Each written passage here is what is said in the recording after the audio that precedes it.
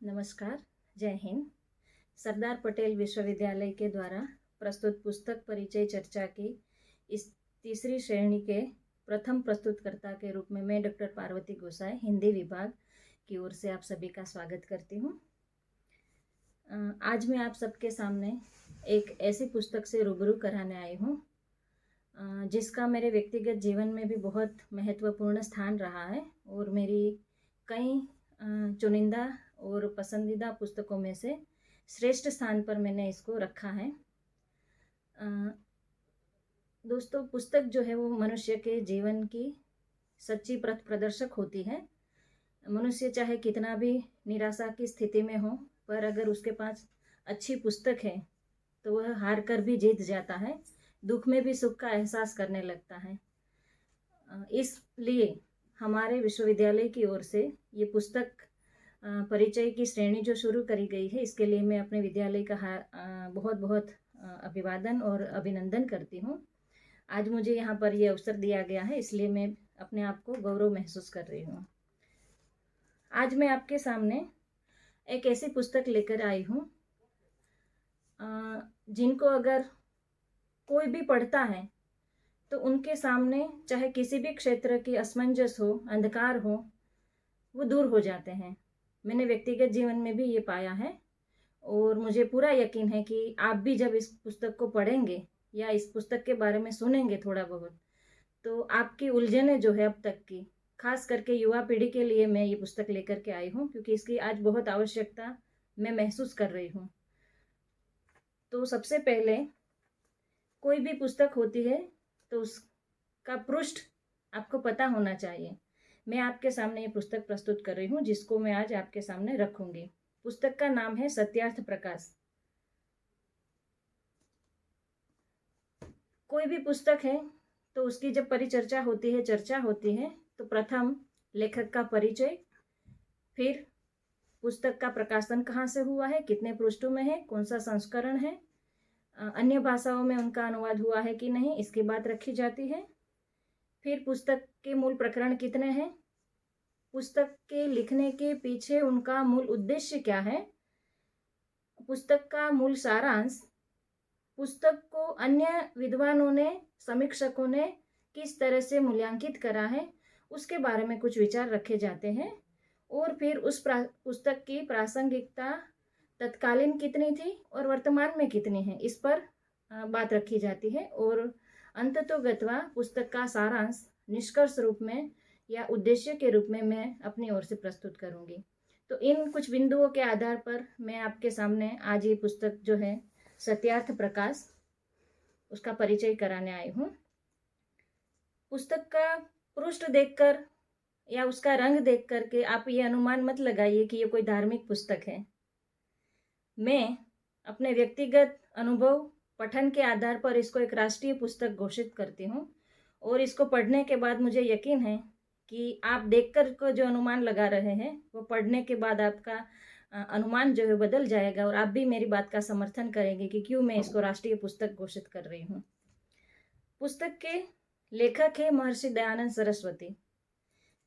पुस्तक के ठीक पीछे के पृष्ठ पर महर्षि दयानंद सरस्वती की फोटो छपी है।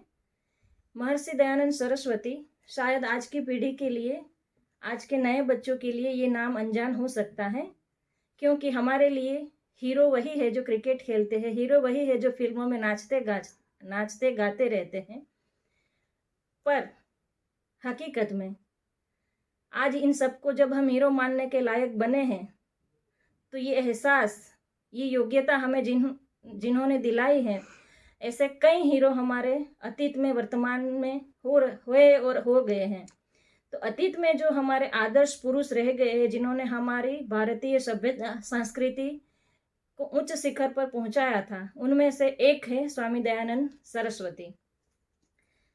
स्वामी दयानंद सरस्वती के बारे में आज की पीढ़ी को जानना इसलिए जरूरी है क्योंकि इनको नहीं जानते हैं तो आप भारत को नहीं जानते हैं, और भारत को नहीं जानते हैं तो आप अपने आप को कभी जान नहीं पाएंगे। स्वामी दयानंद सरस्वती हमारे गुजरात के गौरव हैं, गुजरात के गौरव थे, है और रहेंगे। गुजरात के राजकोट जिले के टंकारा नाम के एक छोटे से गांव में 12 फरवरी 1824 में उनका जन्म हुआ था। गांव में जन्म लेने के बावजूद भी उनका व्यक्तित्व, उनकी प्रतिभा आज विश्व में प्रसिद्ध है। हालांकि भारत में वर्तमान में बहुत कम लोग जानते हैं, ये दुख के साथ कहना पड़ रहा है। लेखक का बाह्य परिचय और आंतरिक परिचय, कृतित्व परिचय 3 प्रकार से दिया जाता है। मैं बहुत संक्षिप्त में स्वामी दयानंद सरस्वती जी का परिचय आपके सामने प्रस्तुत करूंगी। उनका बाह्य व्यक्तित्व किसी को भी आकर्षित करने वाला था। 6 फुट से भी लंबी उनकी कद प्रतिमा थी। संस्कृत के प्रकांड पंडित थे, पर फिर भी लेश मात्र उनके अंदर अभिमान नहीं था। और विश्व भारतीय भाषाओं को तो वे जानते ही थे, लिखते भी थे, बोल भी सकते थे, पर साथ में वो भारतीय अनेकों भाषाओं में भी लिख और बोल सकते थे। पर फिर भी अपनी संस्कृत की प्रकांडता को न दर्शाते हुए उन्होंने जो भारत की सामान्य जनता जिस भाषा को समझ सकती थी, उस भाषा हिंदी को अपनाया। और सत्यार्थ प्रकाश जो है वह मूलतः उन्होंने हिंदी में ही लिखा है। यह ग्रंथ उन्होंने स्वयं नहीं लिखा है। इस ग्रंथ की रचना के पीछे भी कई कारण थे, जो मैं क्रमशः आपको बताती जाऊंगी।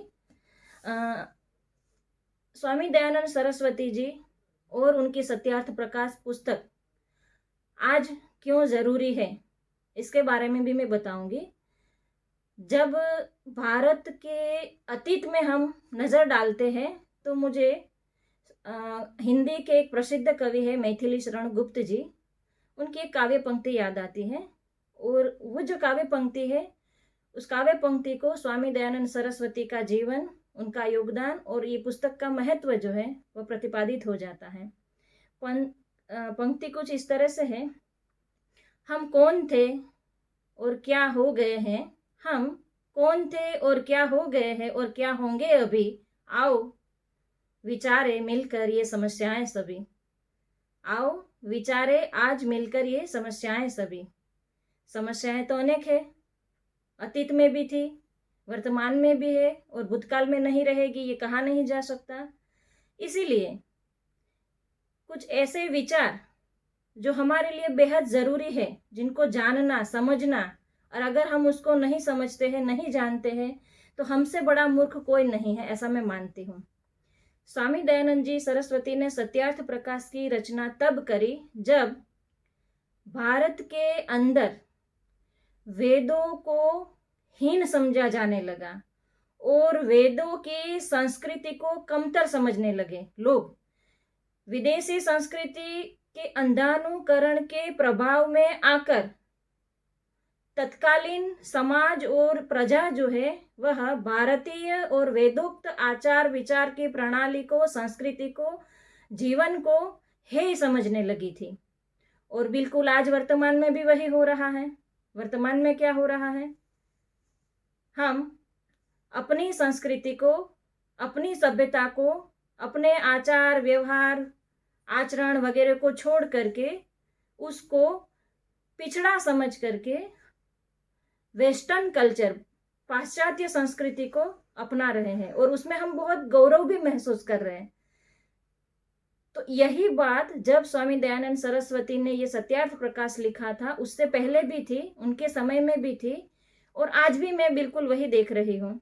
इसलिए सत्यार्थ प्रकाश के द्वारा स्वामी दयानंद सरस्वती जी ने उस वक्त प्रत्येक भारतीय को भारतीय होने के गर्व से भर दिया था। और मैं चाहती हूँ कि सत्यार्थ प्रकाश इस पुस्तक के माध्यम से आज की युवा पीढ़ी रूबरू हो और उसको पढ़ करके हमारे खोए हुए अतीत को, हमारे खोए हुए गौरव को, हमारे स्वाभिमान को जागृत करे, पुनः जागृत करे। सत्यार्थ प्रकाश एक ऐसी पुस्तक है जिसमें स्वामी दयानंद सरस्वती जी ने खुद कहा है कि इसमें किसी भी संस्कृति को, किसी भी धर्म को, किसी भी समाज को, किसी भी सभ्यता को निम्न आंकने की मेरी कतई कोशिश नहीं थी। मेरी कोशिश, मेरा प्रयास सिर्फ यही था कि सत्य को सत्य जैसा है वैसा कह सकूं, चाहे वो मेरा अपना धर्म हो, चाहे दूसरों का धर्म हो। जो झूठ है, जो मिथ्या है, जो गलत है, उसको मैं नकारूं और दूसरों को भी ये सत्य कहूं कि ये गलत है, इसको आप त्यागो। जब तक हम सत्य को सत्य के रूप में नहीं स्वीकारते हैं, तब तक हम कभी भी अपने आप को भी नहीं पहचान पाते। हम खुद भी भ्रमित होते हैं और दूसरों को भी भ्रमित करते हैं। स्वामी दयानंद सरस्वती ने सत्यार्थ प्रकाश में 2 भाग लिखे हैं, जिसको पूर्वार्ध और उत्तरार्ध के रूप में हमने पुस्तक के अंदर विभक्त किया गया है। पूर्वार्ध के अंतर्गत 10 प्रकरण है, जिसको समूलास कहा गया है, और उत्तरार्ध में 4 प्रकरण है। कुल मिलाकर 14 प्रकरणों के अंतर्गत स्वामी दयानंद सरस्वती जी ने हमारी वेदोक्त संस्कृति जो थी, सभ्यता थी, उसके बारे में विस्तृत रूप से परिचय दिया है। इस पुस्तक को तत्कालीन सरकार ने प्रतिबंधित कर दिया था, और इसके पीछे की वजह थी गांधी जी की सोच। मैं बिल्कुल गौरव के साथ और निडरता के साथ कहना चाहूंगी आज की तमाम युवा पीढ़ी को, और मुझे सुन रहे सभी श्रोताओं को, और मुझे देख रहे सभी दर्शकों को, कि हमारा अतीत अच्छी बातों को हमेशा दबाता आया है, और जिसकी वजह से आज हम जिस समस्या का सामना कर रहे हैं और जो समस्याओं को हम भुगत रहे हैं, वो नहीं होनी चाहिए थी। कराची में मुस्लिम लीग के अंतर्गत गांधी जी गए थे अधिवेशन में, और वहां उन्होंने सत्यार्थ प्रकाश पुस्तक को प्रतिबंधित करने की मांग करी थी, और जिसका विरोध वीर सावरकर जी ने करा था कि अगर सत्यार्थ प्रकाश वहां प्रतिबंधित हो जाती है तो कुरान और दूसरी अन्य धार्मिक पुस्तकें जो भी है उनको भी प्रतिबंधित भारत में होना ही चाहिए। पर सावरकर जी की बात का समर्थन बहुत कम लोगों ने करा था, और गांधी जी के आगे किसी की चली नहीं थी। तो ये रहा था उस वक्त का राजनीतिक मूड इस पुस्तक के पीछे। इस पुस्तक को क्यों प्रतिबंधित किया जा रहा था, क्यों रोका जा रहा था, ऐसा क्या था इस पुस्तक में कि जिसकी वजह से राजनीतिक लोगों को डर लग रहा था। इस पुस्तक में सच्चाई थी। इस पुस्तक में हमारे आर्यावर्त की बात है। स्वामी दयानंद सरस्वती ने बहुत अच्छे से कहा है कि ये देश आर्यों का है, मूलतः आर्यों का है, और जो अच्छे लोग हैं, सुसंस्कृत लोग थे, उनको उन्होंने आर्य कहा है। और आर्य जब आए पृथ्वी पर तो सबसे पहले पृथ्वी का सबसे पवित्र भूगोल पर जो स्थान था वह था आर्यावर्त, और उनके रहने से वह आर्यावर्त कहलाया। और आर्य भूमि के नाम से वह प्राचीन समय में विश्व भर में जानी जाती थी, और स्वर्ण भूमि के रूप में भी जानी जाती थी हमारी भूमि। और इसीलिए स्वर्ण भूमि होने के नाते देश विदेश के आक्रांताओं का ध्यान हमेशा हमारी भूमि पर रहा। आज भी इसी स्वर्ण भूमि को हड़पने के लिए या उसकी युवा पीढ़ी को दिशा भ्रमित करने के लिए अनेकों वामपंथी सोच के तहत या पाश्चात्य संस्कृति के प्रभाव के तहत सोची समझी साजिशों के तहत, षड्यंत्रों के तहत भरसक प्रयत्न करे जा रहे हैं। और आज की हमारी युवा पीढ़ी जो है भ्रमित हो रही है, वह आर्यावर्त को नहीं जानती, भारत के गौरवमयी अतीत को नहीं जानती, और वर्तमान में वो जो जानती है वो सही नहीं है, सच नहीं है, क्योंकि वो वेदों को नहीं जानती। और वेदों को सही से जानना है तो हमें सत्यार्थ प्रकाश पढ़ना पड़ेगा। और मेरा व्यक्तिगत रूप से ये आपसे निवेदन है कि आप चाहे किसी भी धर्म में विश्वास रखते हो, किसी भी संप्रदाय से जुड़े हुए हो, पर एक बार आप सत्यार्थ प्रकाश नाम की पुस्तक पढ़ लेंगे तो मैं दावे के साथ कहती हूँ कि आपके सारे भ्रम टूट जाएंगे, आपके सारे असमंजस दूर हो जाएंगे, और आप ऐसे सत्य की ओर गमन करेंगे जहां पर चलने में आपको डर नहीं लगेगा। आपके पास चाहे धन संपत्ति दौलत नहीं होगी, पर आपके पास सत्य की ताकत होगी, तो आप खड़े रहेंगे। स्वराज्य की सबसे पहले बात स्वामी दयानंद सरस्वती जी ने सत्यार्थ प्रकाश के माध्यम से करी थी। हम गांधी जी को जानते हैं स्वराज के माध्यम से। नमक आंदोलन की शुरुआत भी स्वामी दयानंद सरस्वती जी ने करी थी। उन्होंने सबसे पहले अंग्रेजों के सामने कहा था कि आत्मनिर्भर हम बनेंगे, स्वदेशी चीजों को अपनाएंगे। आज आत्मनिर्भर भारत की बात हो रही है, तब भी ये पुस्तक उतनी ही प्रासंगिक है।